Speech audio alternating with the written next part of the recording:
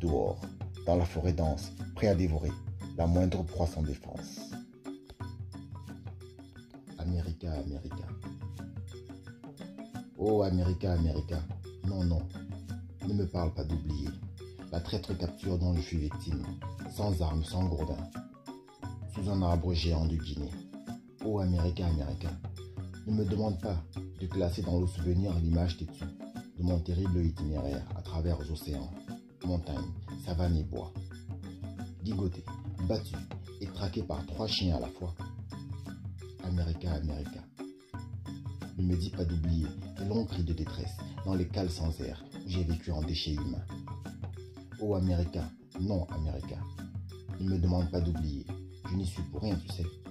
C'est la faute à ma mémoire qui ne veut pas se décoder. C'est la faute à ma mémoire qui se souvient sans cesse. Tirailleurs. Pauvre tirailleur soldat Ngabo, cher à canon tombé au combat pour la liberté de la France. Où est ton salaire pour ces années de souffrance en ce jour anniversaire? Sur les écrans de l'Hexagone, on vante la vaillance des autres, mais de tes exploits, je n'entends aucun refrain. Et pourtant, depuis 1914, ton sang a coulé pour la gloire de la France qui méconnaît aujourd'hui tes filles et tes fils pour délit de papier et d'errance liés à la pauvreté. Pauvre tirailleur soldat Ngabo, qui dira à tes descendants, raseurs de murs à Paris, opérateurs des surfaces, larbins des hospices, mendiants d'asile, quémandeurs de miettes, victimes de racisme à l'embauche et autres mangeurs du bon pain français. Qui leur dira la triste solitude de ton histoire de froid, de faim, dans les tranchées humides, quand dans la nuit terrible, les balles sifflaient le refrain de la mort. Qui leur dira l'ampleur de la peur qui te nouait les tripes au moment de l'assaut contre l'ennemi farouche. Dans un voyage sans espoir de retour, qui apprendra aux enfants de France et de Navarre que des milliers d'enfants noirs sont restés orphelins pour leur sacrée liberté? Qui rappellera aux Français que si la France est fière et que son drapeau claque le vent du concert des nations, c'est parce que le rouge, sa troisième couleur, porte le sang et la douleur de nos pères tombés dans les Ardennes et dont on se rappelle à peine dans d'éphémères commémorations. Ah, tirailleurs, pauvres soldats oubliés, amertume des horreurs d'hier, que nous reste-t-il de ton sacrifice pendant ces années de braise, de 14-18 à 39-45?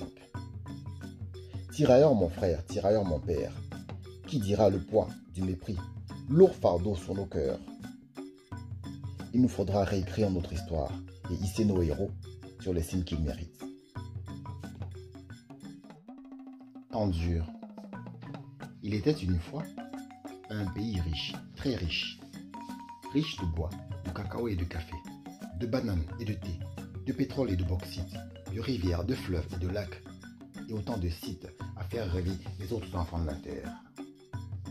Il était un pays béni des dieux, peuplé de filles et de fils valeureux, travailleurs et courageux, qui ont souqué et dur depuis les colonies jusqu'à ces temps d'aujourd'hui. Tant où la galère est venue, à bout de leur rêve d'hier. Il était un riche pays, brillant de mille feux, constellé d'usines, en tout lieu adulé par ses enfants, qui exhibaient fièrement leur victoire sur la faim et leur revanche sur la misère. Jusqu'au jour où les usines se vidèrent de leurs milliers d'ouvriers, les banques de leurs deniers, les écoles des écoliers, les bureaux des salariés. Le vendeur à la sauvette a envahi la chaussée et le soldat le pavé, tandis que de tous côtés volaient impôts nouveaux et contrôles fiscaux. Pour manger, respirer, baiser et même vivre, il fallait à quelqu'un payer quelque chose, et si une voix courageuse s'élevait pour dénoncer ces pratiques peu flatteuses, il suffisait d'une bonne ratonnade de chez nous pour dissuader tout téméraire de s'occuper des affaires pour lesquelles il n'a pas été branché. Il était une fois un riche et beau pays, où l'on respectait les valeurs, les hommes et les femmes, un pays d'espoir, où ceux qui travaillaient pour gagner dignement leur vie recevaient un bout de soleil qui venait briller sur leurs cases en banco. Mais aujourd'hui, dans ce beau pays, règne la médiocrité. Les derniers sont les premiers, et tous les feignants qui ont fait des années durant l'école buissonnière ont choisi de raccourcir la réussite, par le faux, l'insolite et l'arnaque, en battant fièrement le pavé.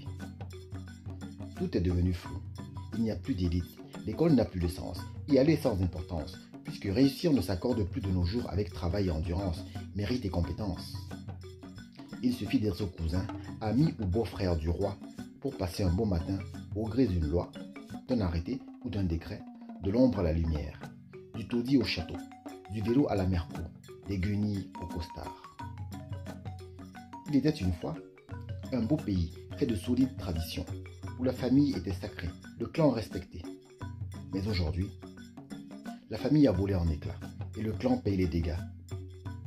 Nos filles, mères de demain, à peine sorties de la puberté, se vendent à la criée au premier amant pressé pour quelques chiffons, sacs ou escarpins, jupes en cuir rwandin, ou autres babioles en satin. Et je ne parle pas de nos garçons à pas pour pédophiles d'occasion, jouant à la séduction pour des tarés d'ici et d'Occident.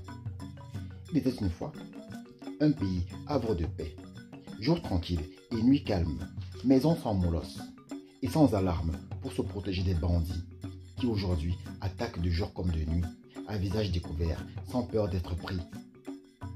Ah, pays mien, pays galère, quand va-t-elle s'arrêter cette histoire amère?